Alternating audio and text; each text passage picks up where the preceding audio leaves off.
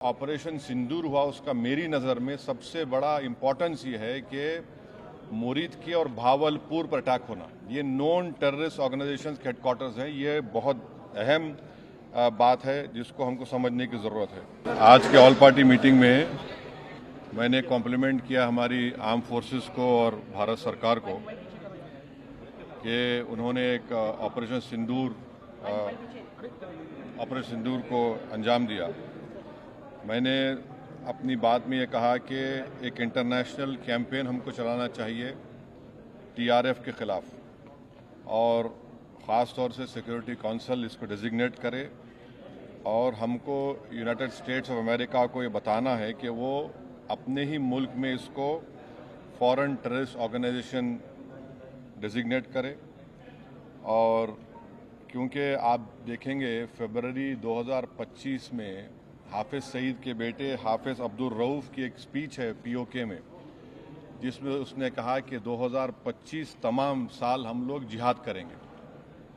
तो ये जिहाद का नाम लेकर, ये भारत में गलत नाम लेकर कत्ल करना चाहते हैं, आतंक फैलाना चाहते हैं। तो यूएस को हम रिक्वेस्ट करें, उनको लॉबी करें कि ये टीआरएफ को एक फॉरेन टेररिस्ट ऑर्गेनाइजेशन बनाए, पाकिस्तान को एफएटीएफ के ग्रे लिस्ट में डाला जाए।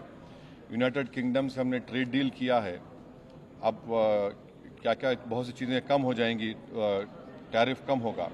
तो हम यूके गवर्नमेंट से कहें कि वो भी टीआरएफ को बैन करें और यूके ट्रेजरी पाकिस्तान को सैंक्शन करे। यूनाइटेड स्टेट्स से हम ट्रेड डील करने जा रहे हैं और यूएस प्रेसिडेंट ने कहा कि ज़ीरो टैरिफ होगा एग्रीकल्चर पर।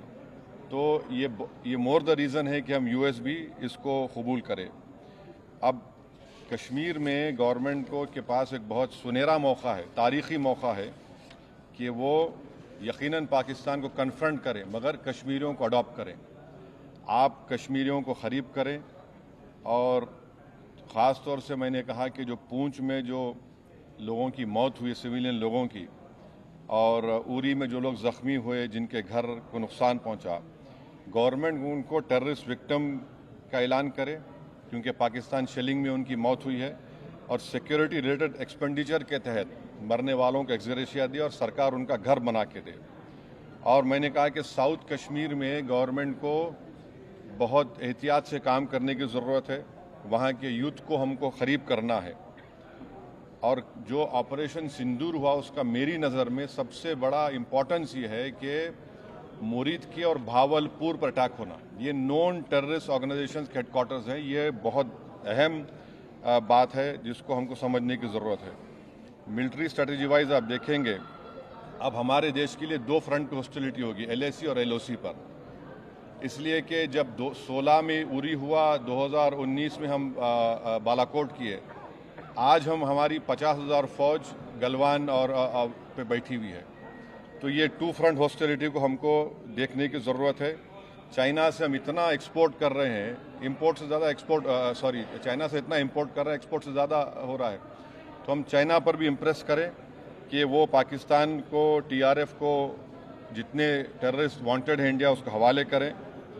और गवर्नमेंट से मैंने गवर्नमेंट से कहा कि आपने अच्छा जवाब दिया ओआईसी को, और तुर्किया को हमको समझाना है कि तुर्किया पूरे विश्व में एक ऐसा कंट्री है जो अपने ही देश में जो टेररिस्ट ऑर्गेनाइजेशन है कर्ड्स, उनको बॉम्ब करता है। इराक में जब तक उनसे डील नहीं हुई वहाँ बॉम्ब करता था, अब सीरिया में भी बॉम्ब करता है वो। तो तुर्किया को समझाने की ज़रूरत है कि जब आप कर्ड्स के ऊपर जो टेररिस्ट ऑर्गेनाइजेशन है उनको आप एक्शन ले सकते, तो भारत पे क्यों वो सवाल उठा रहे हैं। और हमने कहा कि ये आज पाकिस्तान इसको और एस्केलेट ना करे। इस सिलसिले में आज ईरानियन फॉरेन मिनिस्टर दिल्ली में है, सऊदी फॉरेन मिनिस्टर भी दिल्ली में है। और जो देश में मैंने कहा कि जो एक यूफोरिया है, इसको सरकार को देश को और मुत्तहिद करने के लिए और देश को ताकतवर बनाने के लिए इस्तेमाल करना पड़ेगा। और जो लोग मैंने जिक्र किया, हिमांशी, उस बच्ची का जिसने अपने पति को खोया 6 दिन की शादी के बाद, कि किस तरह सोशल मीडिया पर उसके ऊपर रिकेक हमले किए गए। और आखिर में मैंने कहा कि न्यूयॉर्क टाइम्स, रॉयटर्स और सीएनएन ने एक कहा कि बठिंडा में एक रफाल गिरा है, वो सही है गलत है हम नहीं जानते, मगर हमने एक गवर्नमेंट से कहा कम से कम इंडियन एयरफोर्स को आप कहिए कि उसको डिनाई करे, ताकि हमारे आर्म फोर्सेस का मोराल और उनके रेपुटेशन में कोई कमी ना आए। Thank you.